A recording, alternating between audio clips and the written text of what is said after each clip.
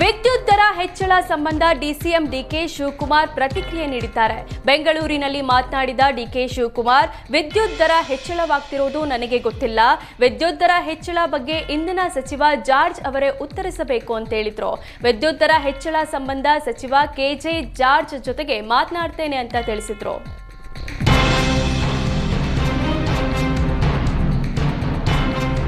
ವಿದ್ಯುತ್ ದರ ಏರಿಕೆಗೆ ಬಿಜೆಪಿ ರಾಜ್ಯಾಧ್ಯಕ್ಷ ಬಿವೈ ವಿಜಯೇಂದ್ರ ಕಿಡಿಕಾರಿದ್ದಾರೆ. ಬೆಂಗಳೂರಿನಲ್ಲಿ ಮಾತನಾಡಿದ ವಿಜಯೇಂದ್ರ, ಕಾಂಗ್ರೆಸ್ಸಿಗರು ನಾಡಿನ ಜನತೆಗೆ ಹೂ ಮುಡಿಸಿ ಅಧಿಕಾರಕ್ಕೆ ಬಂದ್ರು.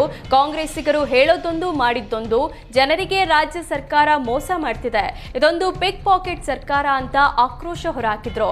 ಜನಸಾಮಾನ್ಯರಿಗೆ ಹೊರೆ ಆಗುವ ವಿದ್ಯುತ್ ದರ ಹೆಚ್ಚಳ ನಿರ್ಧಾರವನ್ನ ಸರ್ಕಾರ ಕೈ ಬಿಡಬೇಕು ಅಂತ ವಿಜಯೇಂದ್ರ ಒತ್ತಾಯಿಸಿದ್ರು. ರಾಜ್ಯದಲ್ಲಿ ವಿದ್ಯುತ್ ದರ ಏರಿಕೆಗೆ ಇಂಧನ ಸಚಿವ ಕೆಜೆ ಜಾರ್ಜ್ ಪ್ರತಿಕ್ರಿಯಿಸಿದ್ರು. ಬೆಂಗಳೂರಿನಲ್ಲಿ ಮಾತನಾಡಿದ ಅವರು, ಹಿಂದಿನ ಸರ್ಕಾರ ಬೆಸ್ಕಾಂ ಕೆಪಿಟಿಸಿಎಲ್ ಡಿವೈಡ್ ಮಾಡಿದ್ರು. ಆ ವೇಳೆ ಎಂಪ್ಲಾಯಿಗಳಿಗೆ ಗ್ರಾಚ್ಯುಟಿ ಕೊಡಬೇಕಿತ್ತು. ಹೀಗಾಗಿ ಹೆಚ್ಚಳ ಆಗಿದೆ ಅಂತ ದರ ಏರಿಕೆಗೆ ಸ್ಪಷ್ಟನೆ ಕೊಟ್ಟರು.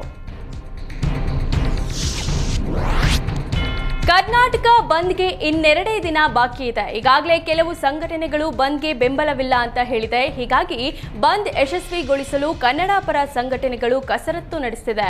ವಾಟಾಳ್ ನಾಗರಾಜ್ ನೇತೃತ್ವದಲ್ಲಿ ಬಂದ್ಗೆ ಎಲ್ಲರೂ ಕೈ ಜೋಡಿಸುವಂತೆ ರ್ಯಾಲಿ ನಡೆಸಿ ಬೆಂಬಲ ನೀಡುವಂತೆ ಮನವಿ ಮಾಡಲಾಗ್ತಿದೆ.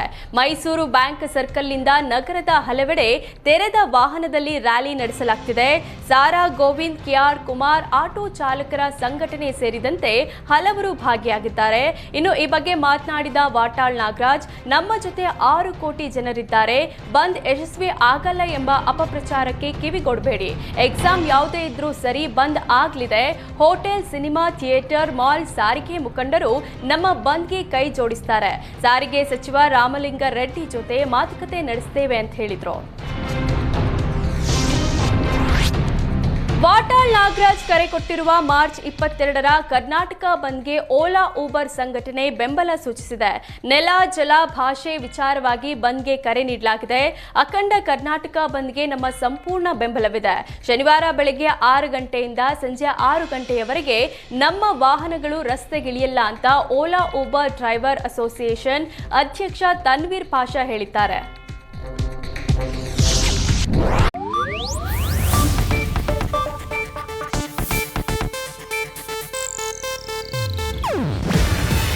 ಇದು ಏಷ್ಯಾನೆಟ್ ನ್ಯೂಸ್ ನೆಟ್ವರ್ಕ್ ಪ್ರಸ್ತುತಿ. ನೀವು ನೋಡ್ತಿದ್ದೀರಾ ಏಷ್ಯಾನೆಟ್ ಸುವರ್ಣ ನ್ಯೂಸ್.